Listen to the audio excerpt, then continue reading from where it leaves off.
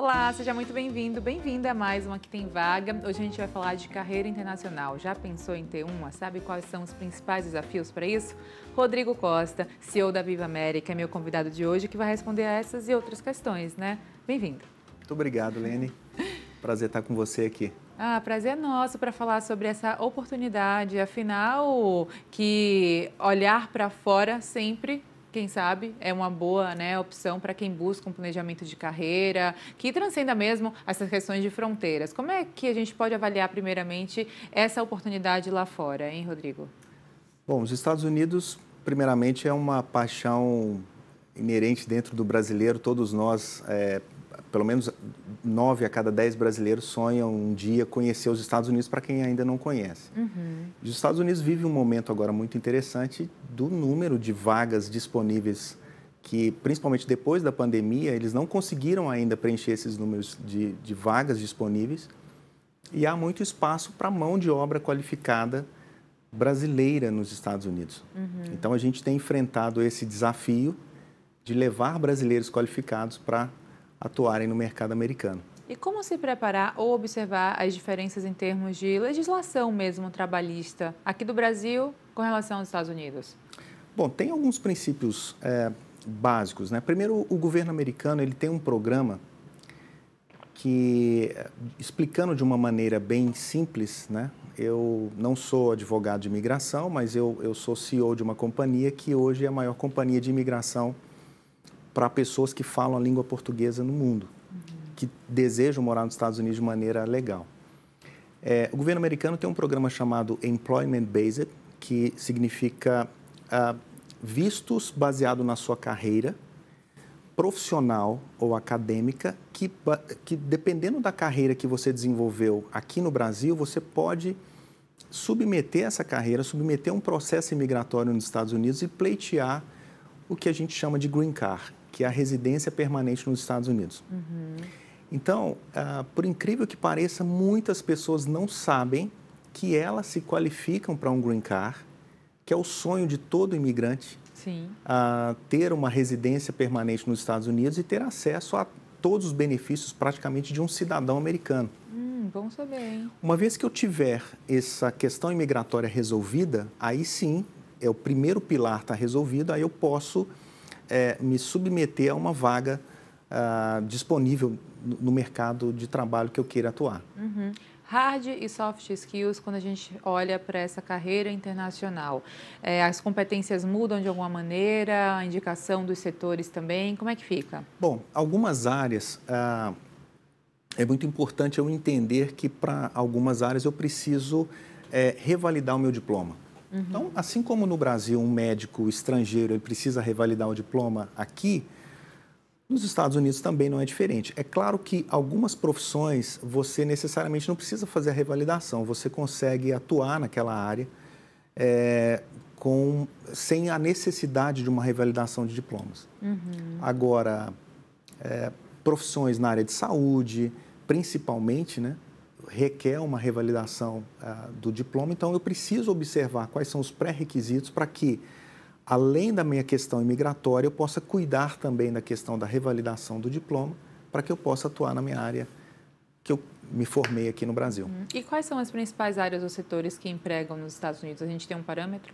Hoje, basicamente, a gente tem uma demanda gigantesca na área de saúde.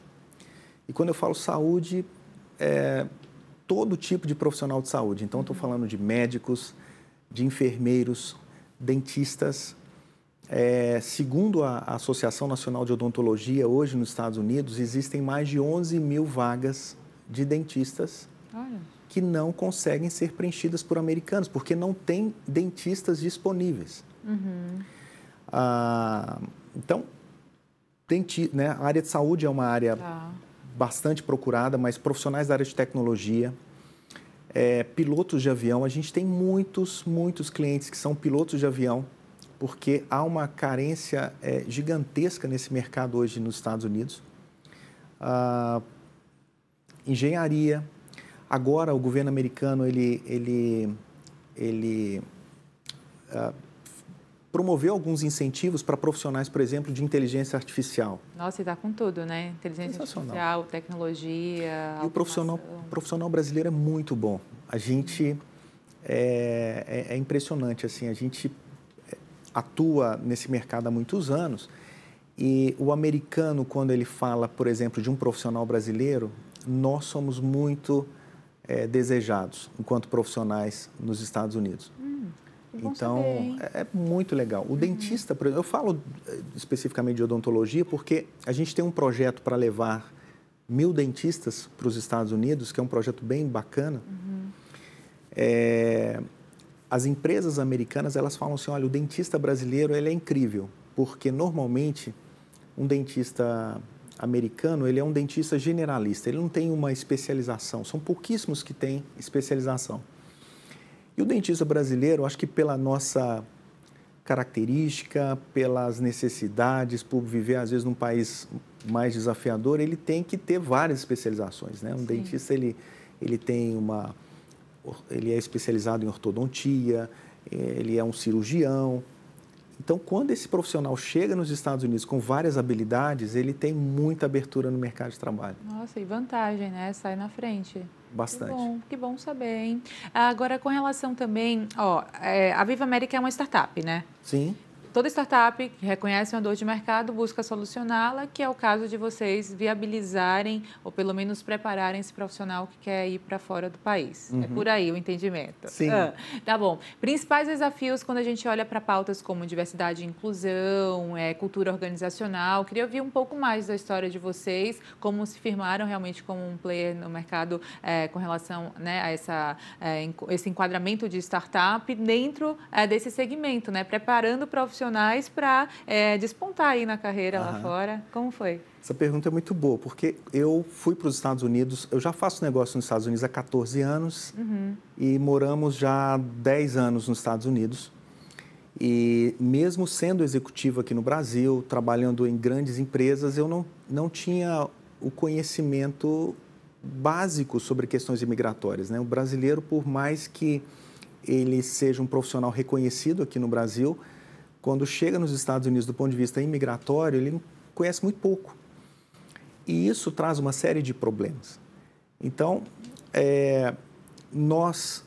eu fui trabalhar nos Estados Unidos a princípio na área de investimento e, passado alguns anos, a gente identificou uma oportunidade nessa área migratória e surgiu uma empresa chamada AG Immigration, né, que eu tive a honra de receber vários prêmios nessa empresa. Mas essa empresa, ela cuidava apenas do Green Card. Não que o Green Card seja pouca coisa. Aliás, é o sonho de milhões de pessoas, infelizmente, indocumentadas ou ilegais nos Estados Unidos. Mas o imigrante, ele precisa, além do Green Card, ele precisa cuidar da questão profissional. Sim. Tá bom, eu sou empresário e eu tenho um pequeno negócio no Brasil e eu quero exportar o meu produto, o meu serviço para os Estados Unidos. O que eu preciso? Como é que funciona a legislação? Como é que funciona a questão da bitributação? Ou eu sou um profissional liberal, então como é que eu faço para atuar na minha área? Como é que eu revalido o meu diploma? Como é que eu me recoloco no mercado de trabalho? Então, o segundo pilar para o imigrante, tão importante quanto a imigração, é o pilar profissional. E o terceiro é a vida e moradia. Aonde eu vou morar, se eu vou morar de aluguel, se eu vou comprar a minha casa. Os meus filhos, eu tenho escola pública até os meus filhos entrarem para a faculdade. A faculdade é privada. Porém, se eu tiver um bom score de crédito, ou seja, se meu filho cumprir algumas matérias e for muito bem naquelas matérias, eu posso ter bolsas, às vezes, integral. Se meu filho tem uma habilidade para arte, uma habilidade para esporte. Só que o imigrante não sabe dessas informações. Então, pensando nisso, surgiu o Viva América. Ou seja, além de nós cuidarmos da questão imigratória, a gente planeja, faz todo um planejamento da vida individual dessa pessoa com a sua família nos Estados Unidos. Ou seja, como é que vai funcionar a questão profissional, a gente ajuda no planejamento do business, no planejamento da carreira, no planejamento tributário, na recolocação do produto ou serviço dele nos Estados Unidos e também toda essa questão da vida e moradia. Então, a Viva América surge como uma startup para poder atender o imigrante nessas outras demandas que vão além da imigração. Nossa, que ótimo. Viabiliza mesmo essa ida, né? Fomenta as oportunidades de carreira que possam surgir por aí. Parabéns pela iniciativa, viu, Rodrigo? Muito obrigado. É muito interessante ver. Agora, assim, além dessa questão da diversidade e inclusão, que são pautas que são transversais, né, ao mercado de trabalho e carreira, ESG, que está com tudo, e a gente vê que realmente é uma preocupação mundial quando falamos dessas métricas. O olhar não só da Viva América, mas também a sua opinião a respeito disso, né, com relação ao mercado de trabalho. Como é que você observa? Eu acho que é muito importante, eu acho que é uma realidade hoje que as empresas não podem fugir disso. Nós temos essa preocupação hoje na empresa, essa preocupação de cuidar, de ter métricas, não só que vão atender essa questão da diversidade, não só do ponto de vista do cliente, mas também do ponto de vista interno. Então, é sim uma necessidade e é uma realidade das empresas e você precisa sim se preocupar com isso hoje em dia. Sim, claro. A barreira da língua. Muita gente observa, nossa, meu sonho é ir para fora, mas para ali na questão da barreira da língua. Como é que a gente também tira da frente isso? Quais são os principais desafios para aperfeiçoamento no inglês? Olha, você sabe que eu fui executivo no Brasil e eu aprendi inglês depois de velho. Eu tinha muita barreira com a língua, com o inglês especificamente. Estudei em várias escolas, professor particular, a vida inteira e tal.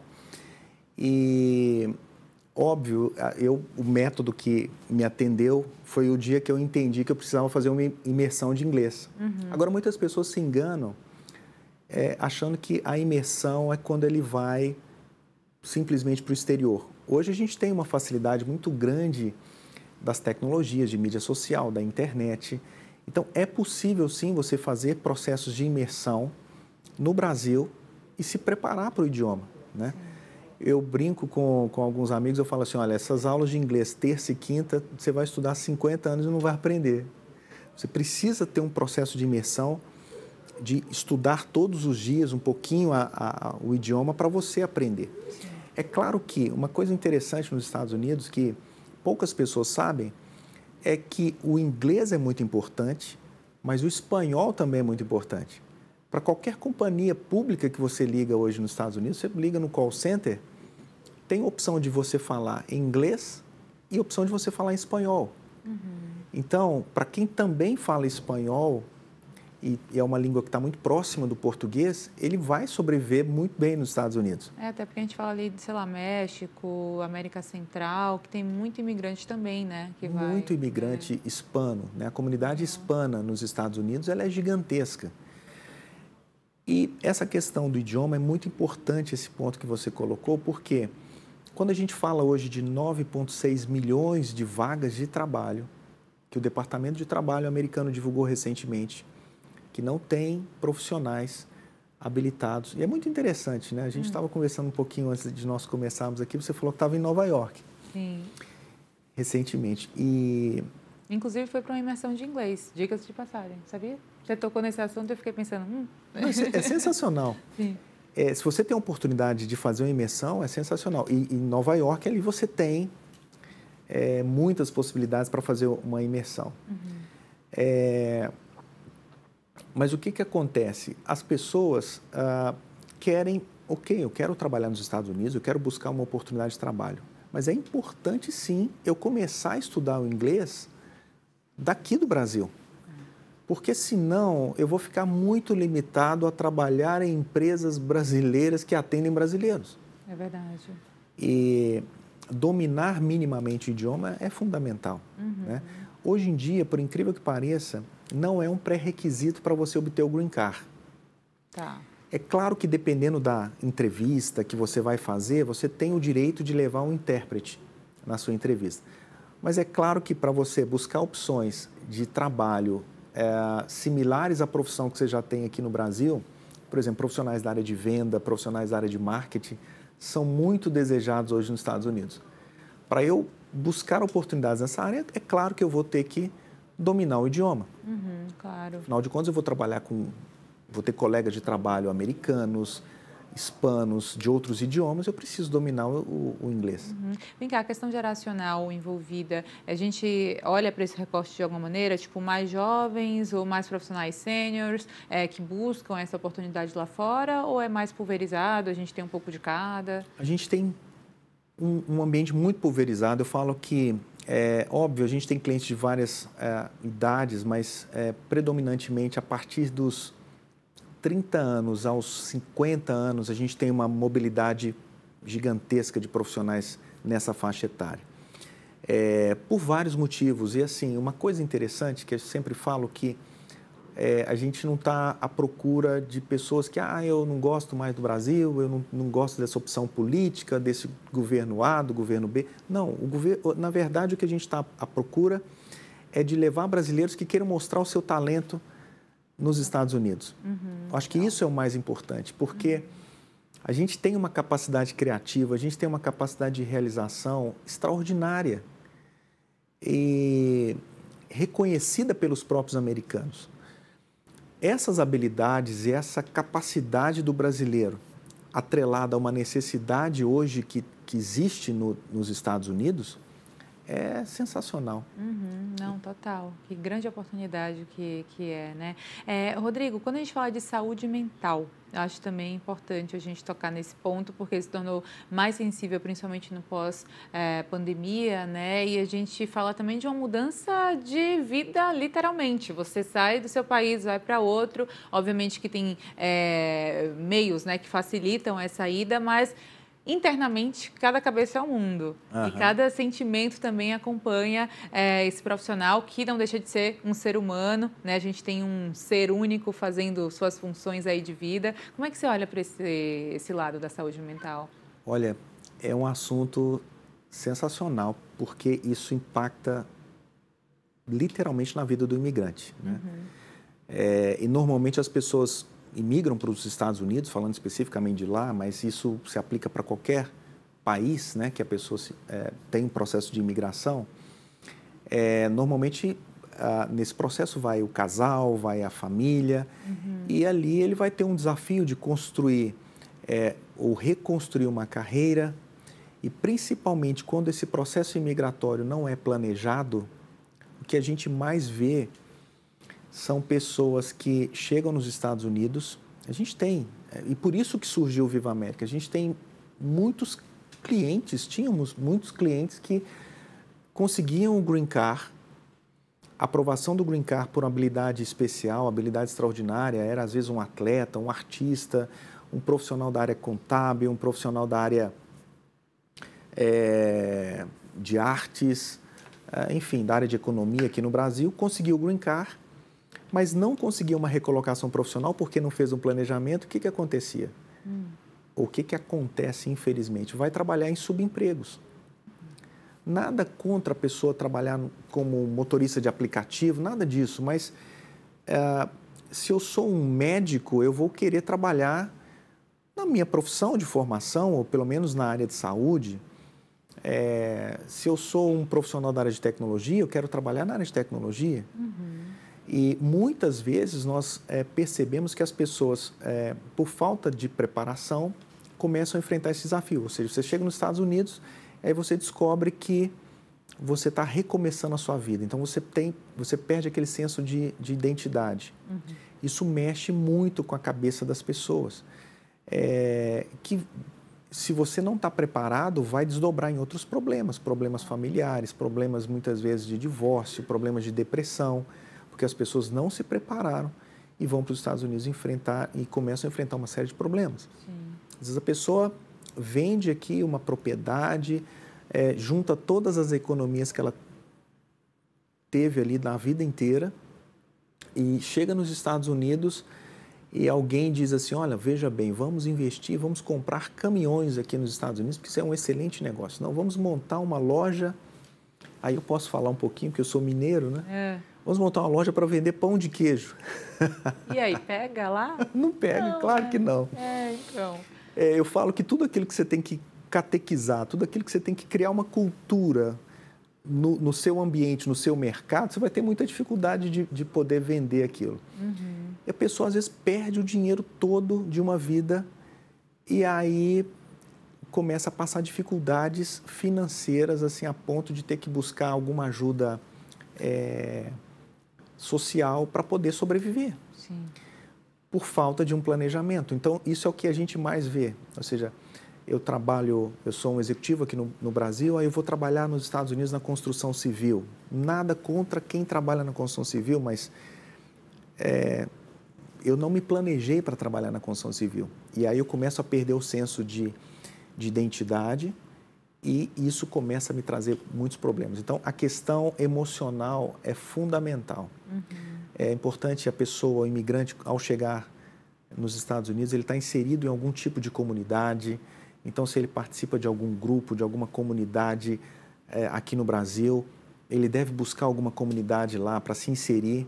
Essa comunidade vai dar um senso de pertencimento para ele, que é muito importante, e vai ajudar no cuidado emocional, mental, porque sem isso é muito difícil. Tem que ser resiliente, né? Ou buscar, pelo menos, essa resiliência com rede de apoio, como você cita agora, né? Ser um bom líder. O que é ser um bom líder, na sua opinião? Eu acho que ser um bom líder, sobretudo, é incentivar e motivar as pessoas. Né? Ser exemplo. Eu acho que o princípio básico de liderança é o exemplo. Pois é. Então, pelo exemplo arrastar a multidão, é pelo exemplo motivar as pessoas. Né?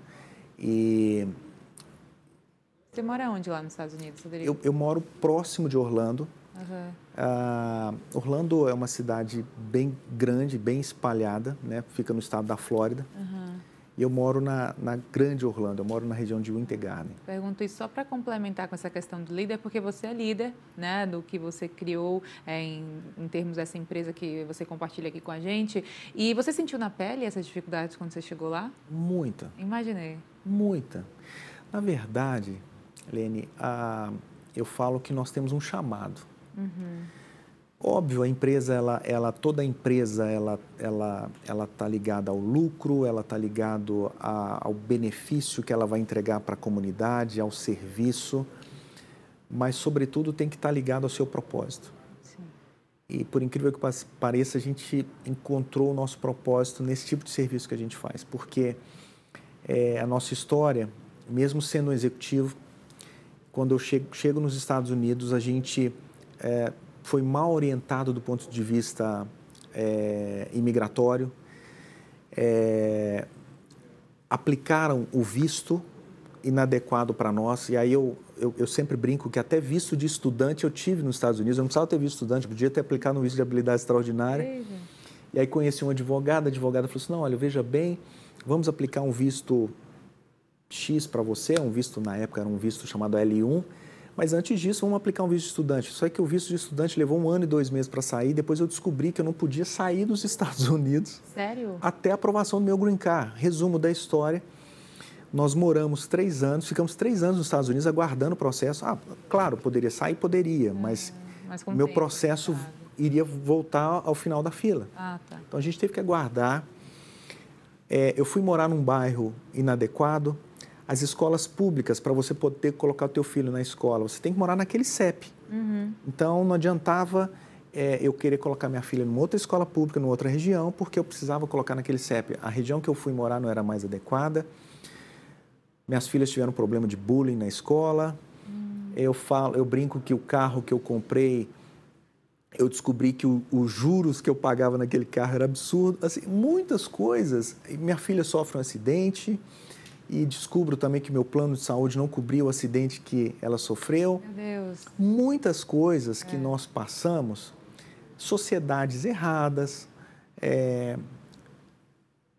E é interessante porque eu fui executivo no Brasil, a gente trabalhou com consultoria de grandes empresas aqui no Brasil, mas quando você chega nos Estados Unidos, parece que você tem um reset e você zera o jogo e você comete erros assim básicos, ou muito básicos. Então, por causa de tudo isso que a gente passou, é que hoje a gente trabalha num projeto Sim, nossa, que bacana, é liderar que pelo ajuda, exemplo. que ajuda outras famílias, que ajuda outras pessoas a não passarem por aquilo que nós passamos. Não, e que bom, né, que isso se perpetue cada vez mais e que vocês consigam atingir positivamente essas famílias, esses brasileiros, essas pessoas que buscam essa oportunidade lá fora. Quando a gente fala de dicas profissionais que você possa compartilhar aqui, enfim, uma mensagem profissional que você possa deixar aqui no Aqui Tem Vaga, qual seria ela, Rodrigo? Olha, o que eu posso deixar para você que tem o sonho de morar nos Estados Unidos, saiba que o melhor momento que nós estamos vivendo nos Estados Unidos é agora. O governo americano ele tem muitas possibilidades e muitas vezes nós achamos que nós somos incapazes, mas pelo contrário, o profissional brasileiro ele é extremamente bem recebido, ele é querido nos Estados Unidos e a partir do momento que eu tenha uma qualificação, seja profissional ou seja acadêmica nos Estados Unidos, eu posso sim submeter a um processo de green card e morar de maneira definitiva e legal nos Estados Unidos. É isso aí. Rodrigo, muitíssimo obrigada por suas contribuições. Foi um prazer falar contigo, ouvir sua história. Parabéns pelo feito até aqui, que tenha sucesso cada vez mais. Conte com a gente. Lene, obrigado a você. Estamos à sua disposição. Obrigada. E para você também que nos acompanha, muito obrigada por sua companhia e audiência. Lembro que o programa também fica disponível no YouTube Band Jornalismo. Até o próximo.